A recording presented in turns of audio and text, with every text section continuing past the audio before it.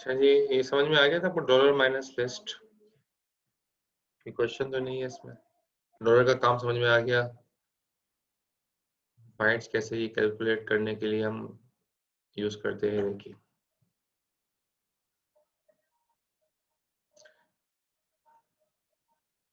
अभी डॉलर वाला मेरे ख्याल में आपको पता नहीं पढ़ाते या नहीं पढ़ाते लैब में, तो लेकिन ये तो पढ़ाएंगे आपको एरे का, लेकिन डॉलर डॉलर का जो साइन है ना, ये शायद ना पढ़ाए। तो इस तरह की चीजें जो है खुद ही लैब में लैब की जरूरत इंतजार में नहीं रहना, खुद से करके देखना। ठीक है, तो ये चल जाएंगी चीजें सारी। जितना भी हमने किया है खुद से करके देखना अपने एंड पे।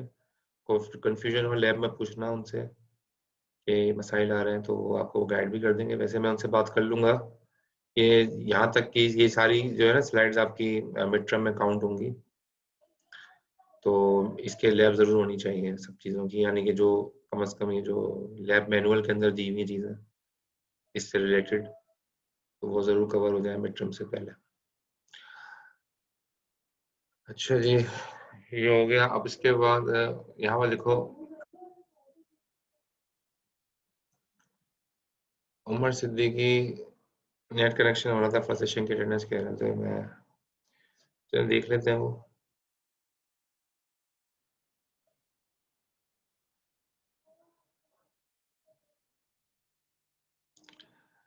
अब यहाँ पर देखें माई स्ट्रिंग के नाम से एक वेरिएबल बनाया है, और ये बाइट टाइप का वेरिएबल है, और ये स्ट्रिंग वेरिएबल है। ठीक है, इसमें लिखा हुआ है this is a long string containing.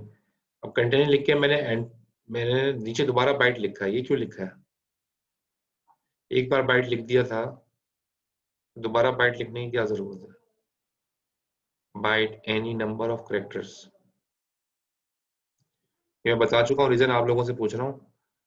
मैंने इसका रीजन बता दिया था पहले, तो आपको याद होगा तो आप बताएंगे कि मैंने बाइट ऊपर लिख दिया था, नीचे दोबारा बाइट लिखने की क्या जरूरत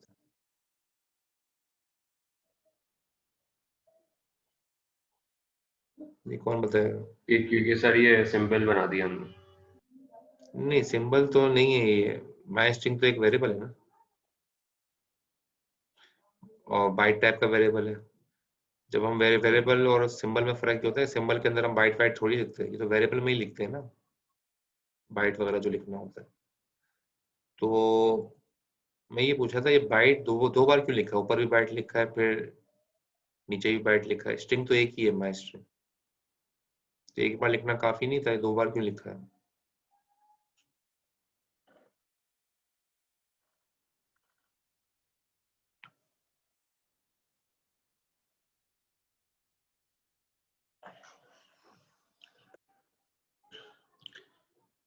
देखो, मैं इसका जवाब दोबारा बता रहा हूँ, वैसे मैं बता चुका हूँ 2-3 बार पहले भी।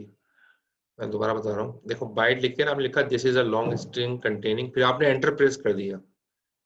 एंटर प्रेस कर दिया, जब एंटर प्रेस कर दिया और कॉमा नहीं लगाया आपने, ठीक है? अगर कॉमा लगा देते, यूं करके कॉमा लगा देते, एंटर, फिर उसके बाद एंटर प्रेस करते, फिर बाइट लिखने की जरूरत नहीं थी। फिर बाइट लिखने की जरूरत नहीं थी, लेकिन अगर कॉमा नहीं लगाया, जैसे यहाँ पर कॉमा नहीं लगा हुआ, तो फिर अब नीचे बाइट लिखना पड़ेगा, वरना वो उसको असेंबलर एरर दे देगा वरना।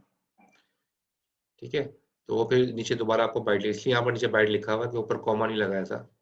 मेन्यू वाला जो मैं आपको एग्जांपल दे रहा था, मेन्यू वाली पीछे चला जाता हूँ ताकि आप उसमें भी अंदाजा हो जाएगा। देखो, मेन्यू वाला था, पिछली क्लास में हमने करा था, कॉमा लग रहा है सबके आखिर में, तभी नीचे जाके हमने दोबारा बाइट नहीं लिखा, एक ही बार बाइट लिखा है, क्योंकि हर लाइन के आखिर में कॉमा है। हर लाइन के आखिर में कॉमा है, तो हमें नीचे जाके बाइट लिखने की जरूरत नहीं है।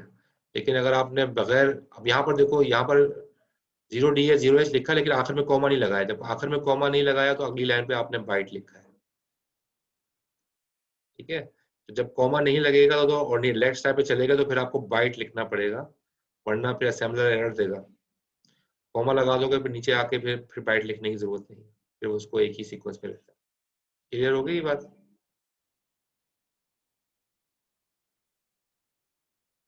सर ये कंटिन्यूएशन के लिए लगाया है जो स्ट्रिंग की। हाँ, मतलब ये रहता है कि अभी ये चल रहा है, एंटर करने से फर्क नहीं पड़ेगा। अगर आप एंटर कर दोगे बगैर कॉमा लगाए, तो फिर दोबारा से वो मांगता है कि इसकी डेटा टाइप क्या होगी, तो वो बाइट लिखना पड़ेगा फिर।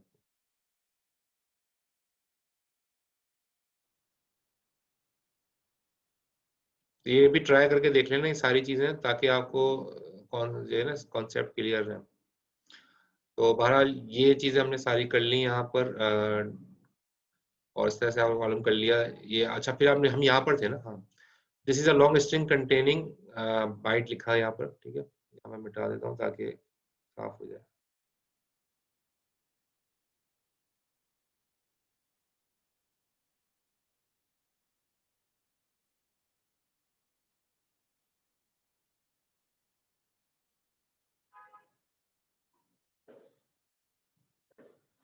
ये ऑप्शंस में पहले, अच्छा अब आपने ये जो आपने सारा कर लिया, ठीक है, और ये माय स्ट्रिंग में आ गया पूरा string, this is a long string containing any number of characters.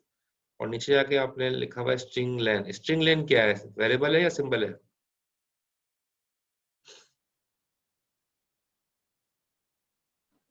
Sir symbol है। सिंबल है क्या, कैसे पता चला सिंबल है? सर इक्वल्स टू का साइन है सर। हाँ, इक्वल टू का साइन लगा हुआ है, ये इक्वल टू डायरेक्टिव लगी है, इस वजह से माय स्ट्रिंग लेन जो है, जो भी लिखा हुआ है ये सिंबल है। और इस सिंबल के साथ किसके साथ मैप हुआ हुआ है? आपने लिखा हुआ है डॉलर माइनस माय स्ट्रिंग। तो डॉलर का मतलब क्या है? डॉलर आपका करंट लोकेशन काउंटर है, करंट लोकेशन काउंटर इस वक्त एस पर होगा, जो आखिरी कैरेक्टर होता है। और जब आपने माइनस माय स्ट्रिंग किया तो माय स्ट्रिंग इसी वेरिएबल का नाम है, तो ये एक एक करके माइनस करना शुरू कर देगा, गिनना शुरू कर देगा। तो जितने भी वेरिएबल, जितने भी कैरेक्टर्स होंगे स्पेस के साथ, सबको गिनेगा, सबको एक एक बाइट एज्यूम करेगा, और आखिर में जितनी बाइट्स हुई, अगर फॉर एग्जांपल 25 है तो 25 बाइट्स उसका आंसर आ जाएगा। 25 यहाँ पर आ जाएगा, 25 25, और ये माई स्ट्रिंग डॉट लेन में 25 आ जाएगा। माई स्ट्रिंग डॉट लेन 25 के साथ मैप हो जाएगा, क्योंकि जाहिर है ये वेरिएबल तो है नहीं, ये तो लेबल है, तो 25 के साथ मैप हो जाएगा। तो स्ट्रिंग लिंक की जो है लेंथ, स्ट्रिंग की लेंथ आपने इस तरीके से मालूम कर ली। क्लियर है? कोई क्वेश्चन तो नहीं है? सर ये डॉलर के बैकएंड में क्या चीज चल रही है, मतलब? डॉलर में बस वो करंट लोकेशन काउंटर के वो यही करता है कि आखिर में जो है ना, वो जो जाहिर करंट लोकेशन का मतलब है जो आपका जहां पर खत्म हो रहा है वेरिएबल, वहां से वो एक एक करके काउंट करना शुरू, माइनस का साइन ये करेगा कि वो एक एक करके माइनस करना शुरू कर देगा, और वो सारा काउंट कर लेगा कैरेक्टर्स को जितने भी उसके अंदर मौजूद हैं। तो आपने सिर्फ ये लिखना होता है, डॉलर माइनस करके लिखोगे तो वो जितने भी बाइट्स लेगा ना, वो यानी कि माई स्ट्रिंग जितने बाइट्स ले रहा होगा वो आपको यहाँ नजर आ जाएंगे, आपको खुद से काउंट करने की जरूरत नहीं है।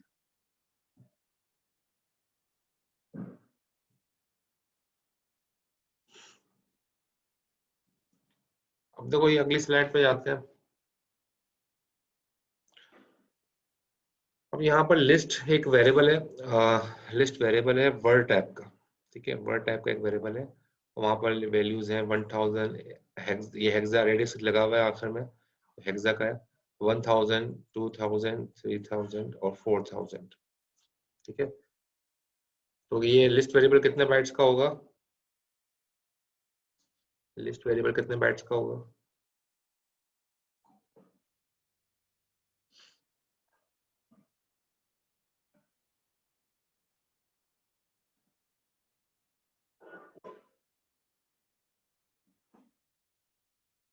जी कौन बताया? जी कितने बाइट्स बता दें, उसमें कोई वो नहीं है, आप जो आप जी 16, शामिल ने कहा 16।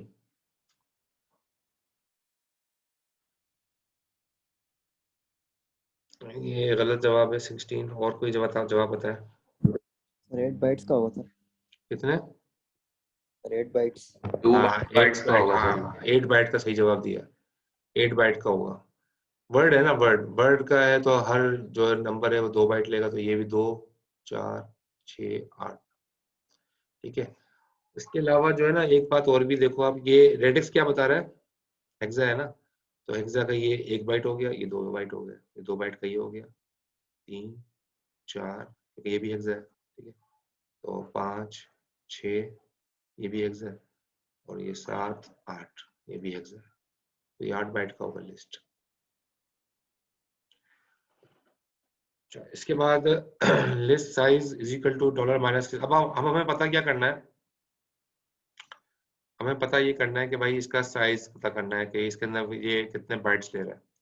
तो हमने लिखा वही लिस्ट साइज क्या है आपका सिंबल है, क्योंकि इसके आगे इक्वल टू का साइन लगा दिया है आपने, तो ये सिंबल होगा ये, ठीक है। लिस्ट साइज सिंबल है, उसमें क्या आ जाएगा, क्या वैल्यू किस वैल्यू के साथ मैप हो जाएगा, डॉलर माइनस लिस्ट। अब डॉलर माइनस लिस्ट करने से वो होता है क्या है, करंट लोकेशन काउंटर से, यानी कि आपने से वो एक एक बाइट्स गिनना शुरू कर देगा और आगे शुरू में आ जाएगा। लेकिन चूंकि डेटा टाइप क्या है, वर्ड, तो ये जवाब तो रिटर्न करेगा 8, ठीक है। डॉलर माइनस लिस्ट जवाब क्या रिटर्न करेगा 8, क्योंकि जाहिर है जैसा भी मैंने काउंट किया 1 2 3 4 5 6 7 8, तो जवाब इसका 8 आएगा। लेकिन ये हकीकत में 8 इसका एरे में नंबर ऑफ एलिमेंट्स 8 तो नहीं है ना, एरे में नंबर ऑफ एलिमेंट्स कितने हैं, 4 है। तो हमने इसको डिवाइड कर दिया 2 से, जैसे यहाँ पर लिखा है ना, dollar minus divide by 2। Divide by 2 क्यों किया, क्योंकि डेटा टाइप हमने वर्ड रखी है यहाँ पे, तो इसलिए क्योंकि हमें तो एरे का साइज मालूम करना है, एरे का साइज तो 4 है, तो अगर जो भी डेटा टाइप आपने रखी होगी, जो अगर आपने वर्ड डेटा टाइप रखी है, तो आपको डिवाइड बाय 2 करना पड़ेगा, तब जाके आपको करेक्ट आंसर आएगा, जो कि 4 है। तो 4 जो है वो एक्चुअली इस एरे का साइज है, तो लिस्ट साइज 4 निकल आया। तो यहाँ पर सिर्फ ये बात दिखाई गई है, अगर डेटा टाइप अगर आप वर्ड यूज कर रहे हो तो डिवाइड बाय 2 करना पड़ेगा, फिर आपको एरे की सही वैल्यू मालूम होगी कि वो किसमें नंबर ऑफ एलिमेंट्स कितने हैं। क्लियर है ये बात? तो सर और किसी डाटा टाइप में तो जरूरत नहीं पड़ेगी डिवाइड बाय 2 की? नहीं, तो वर्ड 2 बाइट का था, इसलिए डिवाइड बाय 2 किया।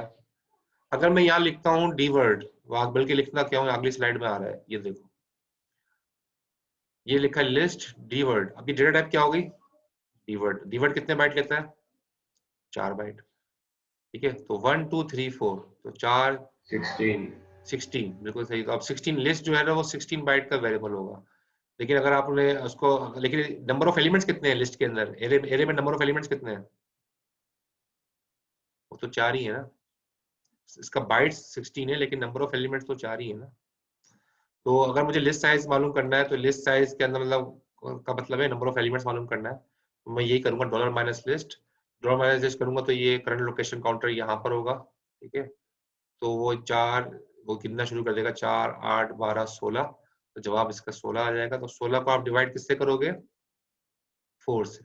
4 से क्यों डिवाइड किया, डेटा टाइप क्या है, डी वर्ड, तो आप 4 से डिवाइड करोगे तो जवाब क्या आ जाएगा, 4, जवाब 4 आ जाएगा। तो एक्चुअली 4 बाइट्स तो 4 ही इसके जो है एलिमेंट्स हैं। नंबर ऑफ एलिमेंट्स अगर एरे मालूम करने हो, तो आपको ये देखना पड़ेगा आपने डेटा टाइप रखी क्या है, उसको उससे आपको डिवाइड करना पड़ेगा, तब जाके आपको exact value of number of elements में फिगर आ जाएगी 4, वरना वो 16 दिखाएगा। हालांकि 16 एलिमेंट्स थोड़ी है इसमें, 16 बाइट्स है, लेकिन एलिमेंट्स तो 16 नहीं है ना। एलिमेंट्स अगर पता करने हैं तो आपको डिवाइड बाय वो डेटा टाइप से करना पड़ेगा। यहाँ पर कीवर्ड था तो 4 से डिवाइड किया, वर्ड होता तो 2 से डिवाइड करते।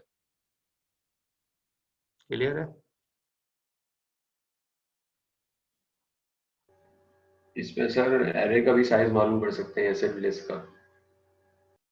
एरे तो दिया है यहाँ, लिस्ट तो है, एरे तो है 1 2 3 4 है जिसमें, तो एरे का साइज, एरे का मतलब पता चल गया ना, नंबर ऑफ एलिमेंट 4 है। लिस्ट साइज एक्चुअली आपका सिंबल है, जो कि मैप हो गया है 4 के साथ, क्योंकि इसकी लिस्ट साइज के अंदर actually number of elements in list वो आपने रख दिया है, मैप कर दिया, बता दिया है। कभी कभी हमें पता करना होता है भाई नंबर ऑफ एलिमेंट्स एरे में कितने हैं, तो आप ये फार्मूला लगा दोगे, आपको गिनने की जरूरत नहीं है, क्योंकि 4 तो आप गिन सकते हो, अगर 400 हुए, डुप्लीकेट लिखा हुआ और कुछ हुए, तो आपको पता करना है कि नंबर ऑफ एलिमेंट्स कितने हैं, तो आपने सिर्फ ये काम करना है, डॉलर माइनस करके उस वेरिएबल का नाम लिख दो और डिवाइड बाय डेटा टाइप जो यूज हो रही है उतने बाइट्स वाली चीज डिवाइड कर दोगे, तो एग्जैक्ट फिगर आ जाएगी एरे में नंबर ऑफ एलिमेंट्स कितने हैं।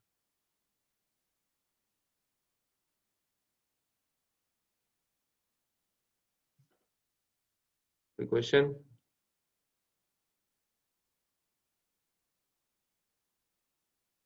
No sir, clear. ठीक है, मैं कोशिश ये करता हूँ किसी भी स्लाइड में जब तक 100% क्लियर ना हो मैं आगे नहीं बढ़ता, ताकि सबको कॉन्सेप्ट क्लियर, क्योंकि असेंबली के अंदर जो है ना कॉन्सेप्ट में जरा से भी फर्क होगा तो फिर आपके से वो गलती है सब जगह रिफ्लेक्ट होगी, प्रोजेक्ट में भी असाइनमेंट में भी। तो इसलिए मैं कोशिश ये करता हूँ कि जब तक क्लियर ना हो जाए, आपसे बार बार इसलिए पूछता हूँ कि कोई भी कन्फ्यूजन हो तो पूछ लें। अच्छा, यहाँ पे लिखे नेम EQ एक्सप्रेशन, अभी अलग डायरेक्टिव आ गई है EQ के नाम से। अभी इससे पहले हमने जो देखा था वो इक्वल टू डायरेक्टिव थी, ये जो पिछली थी वो पिछली जो डायरेक्टिव थी वो इक्वल टू डायरेक्टिव थी, जिसके अंदर आपने इक्वल टू का साइन यूज किया था, ठीक है। ये कहलाती है इक्वल साइड डायरेक्टिव। अब जो है ये भी इक्वल टू का काम कर रही है, लेकिन इसका नाम है EQ डायरेक्टिव। इसके थोड़े से पैरामीटर्स चेंज है, ठीक है। आप नेम लिख के आप किसी भी सिंबल का नेम लिखोगे, EQ लिखोगे आगे, फिर एक्सप्रेशन लिख सकते हो। इसी तरह किसी भी सिंबल का नेम लिखोगे, EQ लिखोगे आगे, फिर सिंबल बना सकते हो, सिंबल को बता सकते हो। इस तरह से किसी भी चीज का नेम दोगे, EQ लिखोगे, आगे टेक्स्ट लिख सकते हो। ये तीन इसके ऑप्शंस हैं सिंटैक्स वाइज। और इसको देख लेते हैं एग्जांपल में यहाँ पे इस प्रोग्राम के अंदर। अब देखो ये पाए है, पाए के नाम से एक सिंबल बनाया है आपने। सिंबल क्यों कह रहे हैं हम, उसके आगे आपने लिखा EQ। पहले इक्वल टू का साइन लगाया था तो सिंबल कह रहे थे, अब EQ का साइन लगाया तब भी हम इसको सिंबल कहेंगे।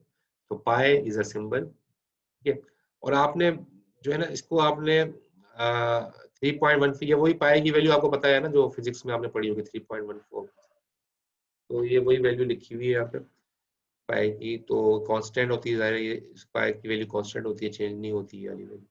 अब ये आपने इसको किसमें रख दिया है, आपने इसको ग्रेटर देन लेस देन की साइन में। ग्रेटर देन लेस देन की साइन में इसको रख दोगे ना, तो वो इसको एज अ नंबर नहीं लेगा, वो इसको एज अ टेक्स्ट ले लेगा, समझ रहे? तो वो एज अ टेक्स्ट ले लेगा। तो जैसे यहाँ पे लिखा हुआ है टेक्स्ट, तो वो ये टेक्स्ट के लिए आपको ये साइन लगानी पड़ेगी, लेस देन ग्रेटर देन की साइन, ठीक है। तो यहाँ पर देखो लेस देन ग्रेटर की साइन होगी। अब ये नंबर नहीं रहा, ये टेक्स्ट हो गया। और हमें इसलिए टेक्स्ट बनाया है इसको क्योंकि 3.14 चेंज नहीं होता ना, कांस्टेंट वैल्यू होती है पाई की, चेंज थोड़ी होती। तो हमने इसको ऐसा कर दिया इसको, ठीक है। अच्छा, फिर ये तो आपने एक ऑप्शन यूज कर लिया EQ का। इस तरह आपने लिखा अगली लाइन पे प्रेस की। प्रेस की प्रेस की भी क्या है, सिंबल है ना, क्योंकि इसके आगे EQ लिखा है। तो प्रेस की भी वेरिएबल नहीं है बल्कि सिंबल है, इसके आपने EQ लिखा है। और EQ लिखने के बाद आपने दोबारा से इसको लेस देन ग्रेटर देन के साइन में आपने क्या लिखा, प्रेस एनी की टू कंटिन्यू। और आखिर में ये नल टर्मिनेटेड स्ट्रिंग भी लगा दिया आपने। तो प्रोजेक्ट वगैरह में कभी कभी आपको ये मसला आएगा, अगर आपने ये लगाना भूल गए ना आखिर में जीरो, तो गार्बेज वैल्यू आपको दिखाएगा, ठीक है। तो उसमें आप हमेशा याद रखना, जब भी स्ट्रिंग यूज करो आखिर में जीरो जरूर लगा दो। उसको कहते हैं नल टर्मिनेटेड स्ट्रिंग। नल वैल्यू को आप यूज करते हो स्ट्रिंग की टर्मिनेशन के लिए। जी सर, EQ यूज कर लें या फिर इक्वल्स टू का साइन यूज कर लें, सेम चीज हाँ, हो दोनों जाएगी। कर सकते हैं, वो भी यूज कर सकते हैं, इसके भी ये भी लेकिन इक्वल टू के साइन में आप ये चीज तो यूज नहीं, EQ यहाँ इक्वल टू का साइन यहाँ यूज नहीं कर सकते, क्योंकि ये जो पैरामीटर है ना, स्ट्रिंग वाला काम उसमें नहीं हो सकता था। यहाँ तो आपने नंबर वाला काम किया है ना सारा, इस इक्वल टू पे सारा नंबर वाला काम हुआ है, ठीक है। यहाँ पर भी देखो ये नंबर वाला काम हुआ है। यहाँ पर जो भी वैल्यू आएगी वो एक नंबर होगा, जैसे 25 आई थी, तो ये नंबर के लिए तो सूटेबल है। लेकिन स्ट्रिंग यहाँ पर स्ट्रिंग के साथ हम कर रहे हैं, ये स्ट्रिंग है टोटल, ठीक है। स्ट्रिंग अगर यूज करना है फिर आपको EQ लिखना पड़ेगा। नंबर के लिए भी इस्तेमाल हो जाता है, ये स्ट्रिंग के लिए, दोनों के लिए यूज कर सकते हैं आप EQ को। तो आपने लिखा EQ प्रेस यानी कि कंटिन्यू, डॉट डेटा में जाके आपने लिखा प्रॉम्प्ट। अच्छा, प्रॉम्प्ट क्या है, ये वेरिएबल है या सिंबल है?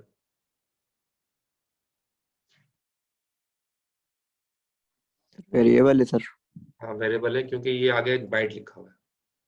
तो बाइट लिखा हुआ है तो इसका मतलब है प्रॉम्प्ट एक वेरिएबल है। और वेरिएबल को कहाँ लिखा जाता है, डॉट डेटा में, इसी कहीं यहाँ यही इनिशियलाइज होता है वेरिएबल, डिक्लेयर यही होता है।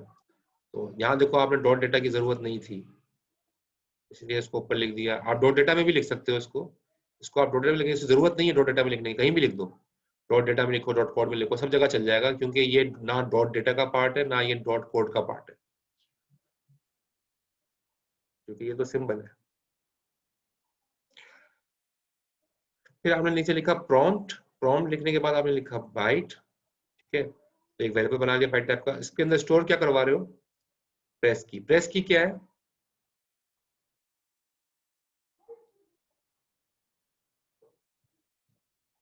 प्रेस की क्या है, वेरिएबल है या सिंबल है?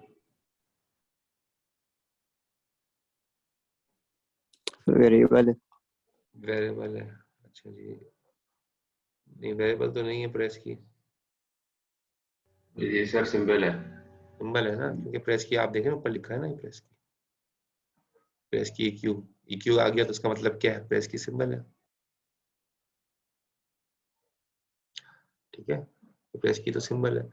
तो आप ये हो क्या रहा है कि आपने एक्चुअली सिंबल को स्टोर किस में करा रहे हो, वेरिएबल। सही हो रहा है ना, प्रॉम्प्ट वेरिएबल है बाइट टाइप का, इसमें स्टोर क्या करा रहे हो, प्रेस की, जो कि एक सिंबल है। और प्रेस की किसके साथ मैप हुआ है, प्रेस एनी की टू कंटिन्यू। तो होगा क्या एक्चुअली, प्रेस एनी की टू कंटिन्यू किस में आ गया, इस वेरिएबल में आ गया। नीचे जाके आप लिख दोगे राइट स्ट्रिंग, ठीक है, डॉट कोड में जाके राइट स्ट्रिंग करोगे, राइट स्ट्रिंग करके आप जो है वो उसका नाम लिखोगे, राइट स्ट्रिंग करके आप लिखोगे आगे प्रॉम्प्ट, प्रॉम्प्ट। तो प्रॉम्प्ट लिखोगे तो वो क्या करेगा, आपकी स्क्रीन पे लिखा हुआ आ जाएगा प्रेस एनी की टू कंटिन्यू। ठीक है, नीचे जाके कॉल राइट स्ट्रिंग लिख के ये करके देख लेना, आपको ये बिल्कुल सही चलेगा।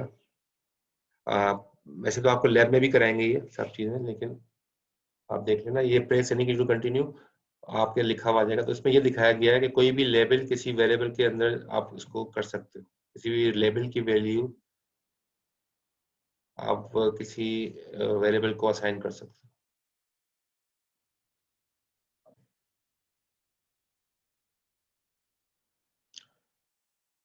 लेकिन पाया जो है ना वो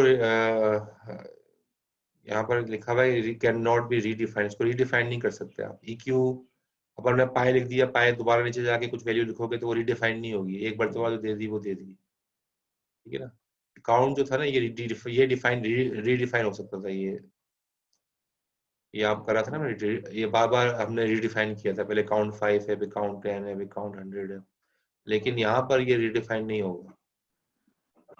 ये जो EQ है ना, EQ रीडिफाइन नहीं करता, जो आपने पाए रख दिया आप दोबारा पाए की वैल्यू नहीं दे सकते आप।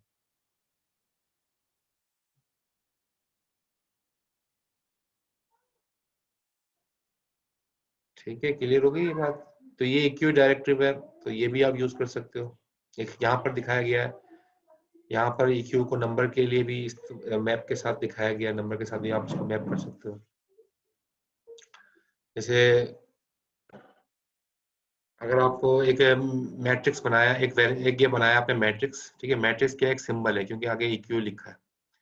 ठीक है, तो आप ये देख रहे होगे, पहचान की तरीका आसान यही है कि आप देख लो कि इसके आगे क्या लिखा है। किसी डायरेक्टिव का नाम लिखा है तो भी जाहिर है वो वेरिएबल नहीं है। तो मैट्रिक्स वन एक लेबल है, इसके आगे EQ लिखा है, और यहाँ क्या हो रहा है, 10 मल्टीप्लाई बाय 10। तो ये एक्चुअली अब हो क्या रहा है कि 10 10 से मल्टीप्लाई जो है हो जाएगा, और जवाब आएगा 100। 100 जो है वो एक्चुअली मैट्रिक्स वन को असाइन हो जाएगा, मतलब मैट्रिक्स वन के साथ मैप हो जाएगा 100। इस तरह मैट्रिक्स टू लिखा है, मैट्रिक्स टू में आपने दोबारा वही EQ का स्विच है, EQ का डायरेक्टिव लगाया है, लेकिन इसके साथ आपने दोबारा वही लिखा है 10 मल्टीप्लाई, लेकिन इस मरतबा आपने इसको लेस देन ग्रेटर देन की साइन में लिखा है। तो क्या ये मल्टीप्लाई होगा 10 मल्टीप्लाई बाय 10? नो सर, ये नहीं टेक्स्ट होगा। लेगा। हाँ, इसको एज अ टेक्स्ट लेगा, तो इसलिए मैट्रिक्स टू के अंदर 10 multiply by 10 as a text आएगा, 100 नहीं होगा। लेकिन ऊपर वाली केस में ये मल्टीप्लाई कर देगा। तो EQ डायरेक्टिव आप नंबर के साथ भी यूज कर सकते हो। EQ डायरेक्टिव आप किसी को टेक्स्ट बढ़ाना हो नंबर को, या टेक्स्ट के तौर पर भी इसको इस्तेमाल किया जाता है।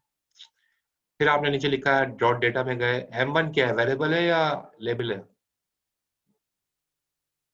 वेरिएबल। वेरिएबल है क्योंकि आगे वर्ड लिखा हुआ है, और एक निशानी ये है कि वर्ड लिखा हुआ है, दूसरी निशानी ये है कि डॉट डेटा के अंदर ही डिक्लेयर होगा। इसको जरूरत नहीं है डॉट डेटा की, लेकिन इसको जरूरत है। ठीक है, तो M1 वर्ड मैट्रिक्स वन, तो मैट्रिक्स वन में एक्चुअली सिंबल है, ठीक है, ऊपर लिखा हुआ है मैट्रिक्स वन सिंबल है। तो मैट्रिक्स वन के अंदर क्या था, 100, तो 100 एक्चुअली M1 में आ गया, M1 में 100 आ गया। ठीक है, मैट्रिक्स वन में 100 था, मैट्रिक्स वन 100 के साथ मैप हुआ था ये सिंबल। और M2 भी ये एक वेरिएबल है क्योंकि आगे वर्ड लिखा हुआ है। और ये मैट्रिक्स टू जो है, मैट्रिक्स टू में एक्चुअली 10 मल्टीप्लाई बाय 10 है, टेक्स्ट है, नंबर नहीं है। तो 10 मल्टीप्लाई बाय 10 जो है वो आ जाएगा M2 में। ठीक है, तो असेंबलर क्या करेगा, यहाँ पर ये लिखा हुआ है, असेंबलर M1 के लिए 100 दिखाएगा, और M2 के जो वेरिएबल है उसमें दिखाएगा 10 मल्टीप्लाई बाय 10, क्योंकि जाहिर है वो एज अ टेक्स्ट हो गया। ये बात क्लियर हो गई। अब EQ डायरेक्टिव आपको समझ में आ गया होगा, इसको टेक्स्ट के लिए भी इस्तेमाल कर सकते हैं और नंबर्स के लिए भी इस्तेमाल कर सकते हैं। जबकि जो पिछला था वो इक्वल टू वाला टेक्स्ट के लिए इस्तेमाल नहीं होता, ये हमेशा नंबर के लिए इस्तेमाल होता है।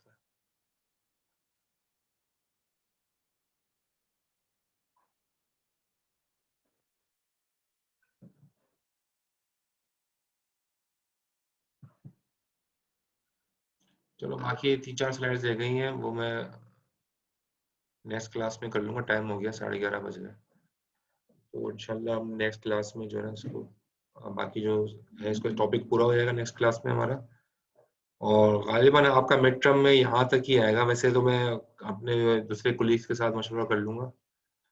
और मतलब ये जो इस स्लाइड जो है ना, ये चैप्टर जब कंप्लीट होगा तो वहीं तक हम, वैसे तो पिछली मरतबा मैंने मिड टर्म यहीं तक ही दिए थे, तो मैं उनसे मशवरा कर लूंगा। बहरहाल फिर भी आपको बता दूंगा बाद में कि मिड टर्म कहाँ तक आएगा। क्योंकि हम लैब में पीछे हैं अभी। अच्छा, शागिल ने ये स्टेटमेंट लिखी है, कंट्रोल सी करके मैं आप लोगों को भी दिखा देता हूँ। उन्होंने सवाल पूछा है, चलो अच्छा सवाल है।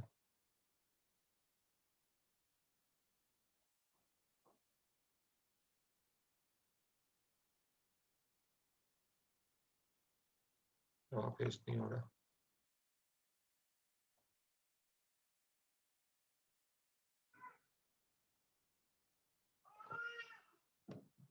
ये देखो, ये क्या ये चल सकता है?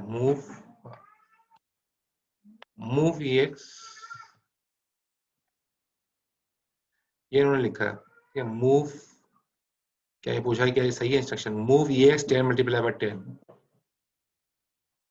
बताओ सही है गलत है? सर ये है सही। गलत है सर। गलत क्यों है?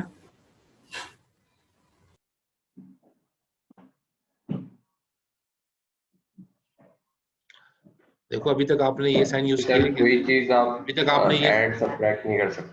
हाँ ये साइन आपने यूज किया अभी तक मल्टीप्लाई वाला? नहीं किया ना, प्रैक्टिकली करके तो नहीं देखा। तो ये इक्वल टू, ये जो है ना डायरेक्टिव के साथ लगता है, EQ लिखो या इक्वल टू लिखो साइन, तब तो ये चल जाएगा। लेकिन अभी आपने कोई डायरेक्टिव यूज नहीं की है, यहाँ पे आपने लिखा हुआ है मूव EX 10 मल्टीप्लाई बाय 10, यहाँ कोई डायरेक्टिव यूज नहीं हो रही, ये नहीं चलेगा, एरर दे देगा।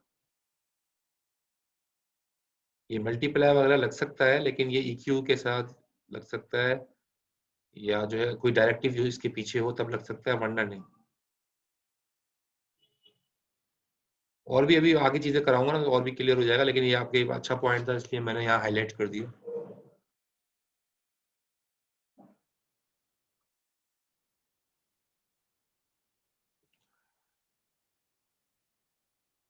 तो ठीक है इंशाल्लाह, आप लोगों ने काम ये करना है नेक्स्ट वीक। अच्छा, नेक्स्ट वीक क्विज लिया जा सकता है वैसे।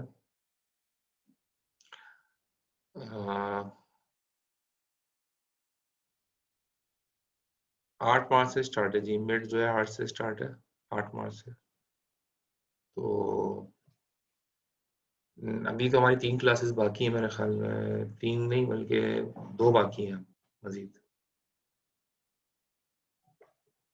मेरे ख्याल में 2 क्लासेस बाकी हैं। ठीक है, अभी तक आपका एक क्विज ही हुआ है ना। ऐसा करते हैं क्विज, ये जो है आपका चैप्टर नंबर 3 है, तो क्विज आपका अगली क्लास में क्विज लेते हैं चैप्टर नंबर 2 से। चैप्टर 2 से क्विज होगा, ठीक है?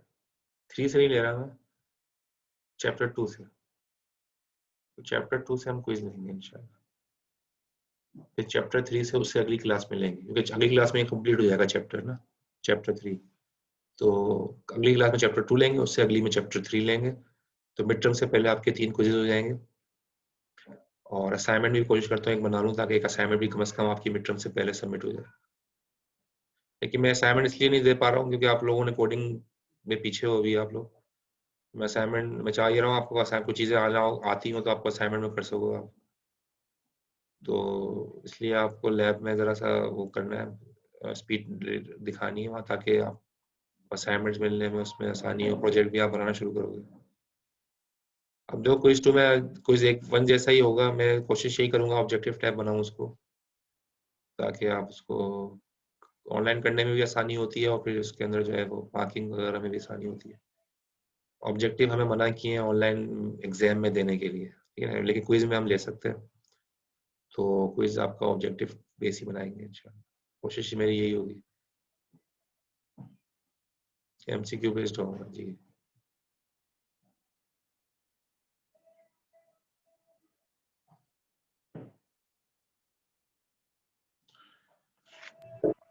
अच्छा जी, मिड टर्म के एग्जाम ऑनलाइन होंगे या नहीं ये मुझे कंफर्म नहीं कर सकता मैं आपसे।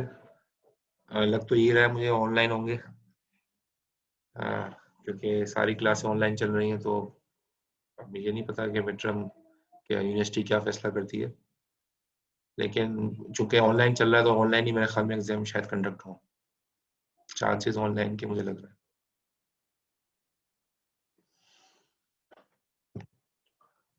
अगर फिजिकल क्लासेस चल रही होती तो फिर हम शायद क्लास यूनिवर्सिटी में वो आप एग्जाम कंडक्ट करवा लेते हो।